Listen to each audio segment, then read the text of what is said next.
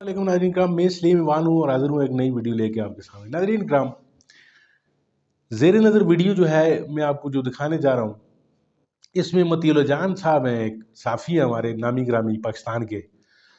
इनको भी कुछ अर्सा पहले जो है वो नामालूम अफराद ने उठाया था और इनको नंगा भी किया था, इनको मारा पीटा भी था।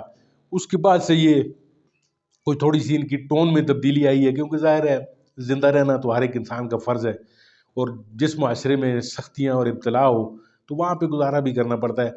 तो ये काफ़ी बाग़ियाना किस्म के ख़यालात थे इनके पहले। फिर उसके बाद ये ठीक भी हो गए, इनकी ट्यूनिंग की गई। उसके बाद ये तहरीक इंसाफ के साथ इनकी ख़ास किस्म की एक मुखासमत थी, यानी ये दूसरे दर्जे का प्यार जिसे कहते हैं वो कह लें। ये काफ़ी बयानात देते रहे, लेकिन अभी हालिया जो फैसला आया है तहरीक इंसाफ से बला जो छीना गया है, तो उस पर अब हर एक साफ़ी जो है, चाहे वो तहरीक इंसाफ का मुखालिफ था या वो मुवाफिक था, यानी वो अपने अपनी राय का इज़हार करते हैं। तो नसीम ज़ारा का प्रोग्राम है जिसमें इन्होंने अपने मखसूस ख़यालात का इज़हार किया है।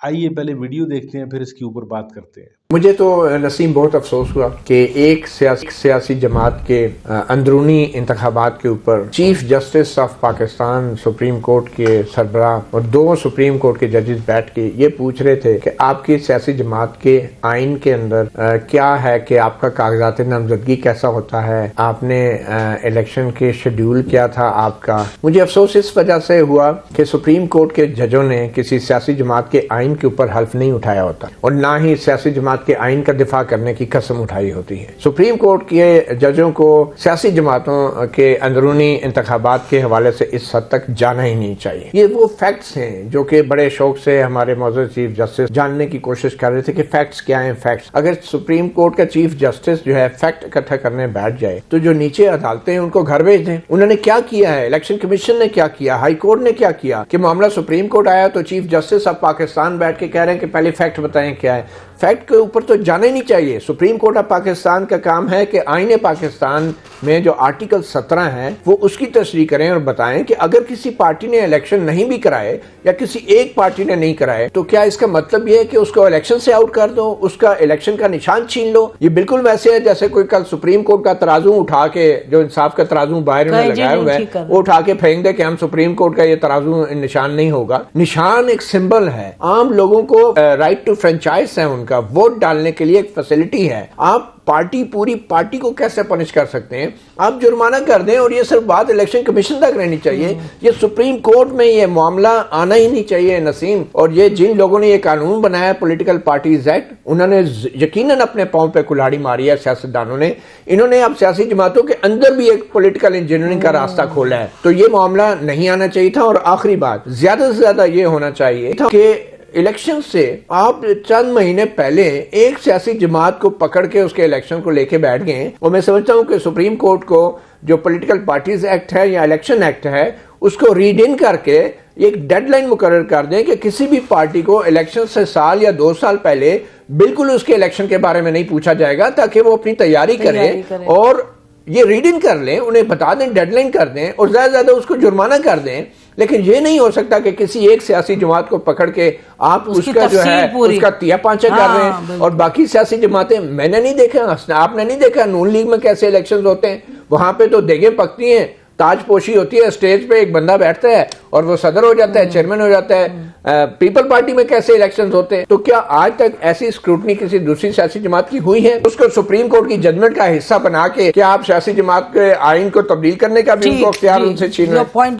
नाज़रीन कराम, वीडियो आपने देखी, आपने देखा कि किस तरह हमारे मुल्क के जो है वो 2-3 मायनाज किस्म के दिमाग जो है वो बैठे हुए हैं और एक सियासी जमात की लाश पड़ी हुई है उनके सामने और उस पर वो मातम कर रहे हैं।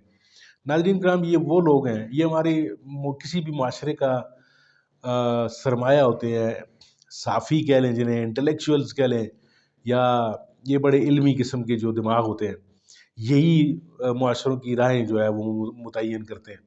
नाज़रीन कराम, ये कैसे सिर्फ़ और सिर्फ एक प्रोग्राम करने के लिए इकट्ठे हैं और जिस पे अपने शो की रेटिंग बढ़ाने के लिए ये भले का जिक्र कर रहे हैं और क्योंकि लोग सुनना चाहते हैं इसे। اب ان کے ذہنوں میں دماغوں میں کہیں پر بھی یہ خیال نہیں ہوگا کہ ملک کے جو ہے وہ کم از کم 2 کروڑ جو ہے ووٹرز کے ساتھ ایک بھونڈا مزاج کیا گیا ہے، اور ملک کی ایک بہت بڑی عدلیہ کی طرف سے، یعنی عدالت عظمیٰ جسے کہتے ہیں، یعنی ان کے لبوں پر کوئی شکایت نہیں ہے، کوئی مذمت اس طرح کی نہیں ہے. یہ اپنا پروگرام تو کر رہے ہیں. اب مطیع جان صاحب جو ہے وہ بھی فرما رہے ہیں کہ جی بالکل یہ بڑی جاتی ہوئی ہے، یہ فلانا ہوا ہے، یہ وغیرہ وغیرہ. لیکن ناظرین کرام، کسی بھی معاشرے کی جو اجتماعی موت جو ہوتی ہے وہ یہی ہوتی ہے کہ ہم کسی بھی ایک سانحہ کو جو ہے وہ اس کو صرف ایک خبر کا رنگ دے کر اس سے گزر جاتے ہیں. یہ آج کا پروگرام کرنے کے لیے یہ بیٹھے ہوئے ہیں، کل کسی اور موضوع کو لے لیں گے، کل کوئی اور جو ہے وہ خبر شاہ سرخیوں میں ہوگی تو یہ باتیں کرتے ہوئے آپ کو نظر آئیں گے.